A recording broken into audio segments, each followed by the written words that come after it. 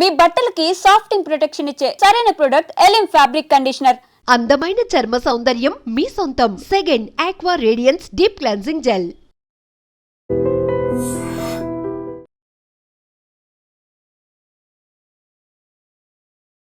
అమెరికాలో ఉగ్రదాడి జరిగింది. ఇది ఇప్పుడు ఈ వార్త కలకలమైతే క్రియేట్ అవుతోంది. ఎందుకంటే సరే ఇప్పుడు అమెరికాలో అమెరికా మీద దాడి జరిగిందా అంటే కాదు. బట్ అమెరికాలో అన్ని దేశాలకు సంబంధించిన రాయబార కార్యాలయాలు ఉంటాయి. అందులో భాగంగానే ఇజ్రాయెల్ రాయబార కార్యాలయానికి సంబంధించిన సిబ్బంది మీద ఇప్పుడు తీవ్రవాదులు దాడి చేసినటువంటి పరిస్థితి ఇప్పుడు కలకలమైతే క్రియేట్ చేస్తున్న సిచ్యువేషన్ అయితే ఉంది. ఇప్పుడు ఇజ్రాయెల్ రాయబార కార్యాలయానికి సంబంధించిన ఉద్యోగుల మీద దాడి జరిగినా కానీ అది ఎక్కడ జరిగింది? అమెరికాలో జరిగింది. అంటే అమెరికాలో ఉగ్రదాడి జరిగినట్టే లెక్క.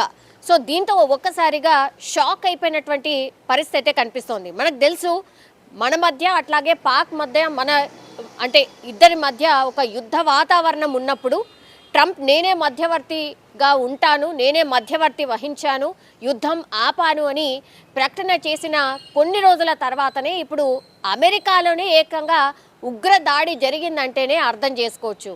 మరి మధ్యవర్తం వహించినటువంటి ట్రంప్ దేశంలోనే ఈ ఉగ్రదాడి జరగడంతో ఇప్పుడు ఒక రకంగా పానిక్ సిచ్యువేషన్, అట్లాగే అమెరికాకి సంబంధించిన అధికారులకు కూడా అర్థం కాని సిచ్యువేషన్, అట్లాగే అమెరికా అధ్యక్షుడికి కూడా ఒక రకంగా షాక్ అనుకోవచ్చు. ఎందుకంటే చాలా కాన్ఫిడెంట్గా అమెరికా ఎక్కడ కూడా అంటే ట్రంప్ ఎక్కడ కూడా మీది ఉగ్రవాదుల దేశమనో లేకపోతే కార్యకలాపాలు మీ దేశంలో జరుగుతున్నాయనో ఎక్కడ కూడా పాక్కి చెప్పలేదు. బట్ మనను అట్లాగే పాక్ని ఇద్దరిని కూడా యుద్ధం జరగకుండా ఆపాను, దాడులు జరగకుండా ఆపాను అనేటువంటిది చాలా గొప్పగా చెప్పుకున్నాడు, మనందరికీ తెలిసిందే. అట్లాంటి దేశంలోనే ఇప్పుడు ఉగ్రదాడి జరగడం, అలాగే ఈ ఇజ్రాయెల్కి సంబంధించిన రాయబార కార్యాలయంలో ఉద్యోగుల మీద దాడి జరగడమే కాదు, వాళ్ళ కాల్పుల్లో ఇద్దరు చనిపోయినటువంటి సిచ్యువేషన్ అయితే ఉంది. దగ్గరలో ఉన్నటువంటి మ్యూజియంలో, అది ఎక్కడ అంటే ఏం మ్యూజియం అని అంటే యాక్చువల్లీ క్యాపిటల్ జెనిష్ మ్యూజియం, ఇందులో జరిగినటువంటి పరిస్థితి అయితే ఉంది. యాక్చువల్లీ ఈ మ్యూజియంలో ఒక కార్యక్రమానికి ఇజ్రాయెల్ రాయబార్యులు హాజరైనరు. సో ఈ క్రమంలోనే తీవ్రవాదులు అక్కడికి వచ్చి వాళ్ళనే టార్గెట్ చేస్తూ కాల్పులు జరిపినటువంటి పరిస్థితి. ఇది పక్కకే అంటే వైట్ హౌస్ పక్కనే జరిగినటువంటి పరిస్థితి ఉంది. మరి వైట్ హౌస్ అంటే అసలు ఎవ్వరు కూడా ఎంత టైట్ సెక్యూరిటీ ఉంటుందో మనకందరికీ తెలిసిందే. ఎన్ని అంచెల భద్రత ఉంటుందో కూడా మనం ఊహించగలం. ఎందుకంటే వైట్ హౌస్కి దగ్గరలో జరిగింది దాడి అని అంటే మరి ఇంటెలిజెన్స్ వైఫల్యం స్పష్టంగా కనిపిస్తోందని అంటే కామన్ పబ్లిక్ ఎవరైనా సరే మాట్లాడుకోవాల్సిన సిచ్యువేషన్ వచ్చింది. ఎందుకంటే వైట్ హౌస్ అట్లాగే అమెరికా మీద దాడి చేయాలి అని అంటే ఎన్ని ఏళ్ల పాటు వాళ్ళు అంటే రెక్కి నిర్వహించారు అనుకోండి, లేకపోతే ప్లాన్ వేశారనుకోండి, ఎంత పెద్ద తలకాయ దీని వెనకాల ఉంటే ఇది ఇంప్లిమెంట్ చేయగలుగుతారు అనుకోండి, ఇవన్నీ కూడా చర్చ నడుస్తోంది.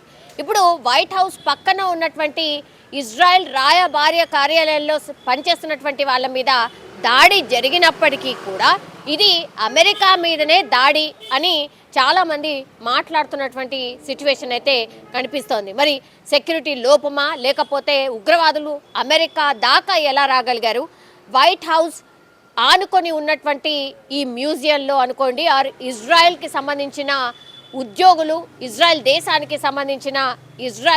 దేశానికి సంబంధించిన ఉద్యోగుల మీద ఎట్లా దాడి చేయగలిగినరు, ఎక్కడ లోపం ఉంది, ఎక్కడ ఇదంతా కూడా సెక్యూరిటీ కొలాప్సెస్ కనిపిస్తున్నాయి అనేది కూడా పెద్ద ఎత్తున చర్చ అయితే స్టార్ట్ అయిన సిచ్యువేషన్ అయితే కనిపిస్తోంది. కానీ ఒక్కసారిగా అమెరికా లోపల ఇంకో దేశానికి సంబంధించిన రాయబార కార్యాలయం దగ్గరలో ఇట్లాంటి ఉగ్రదాడి జరగడం ఇప్పుడు కలకలమైతే క్రియేట్ అవుతోందని చెప్పొచ్చు.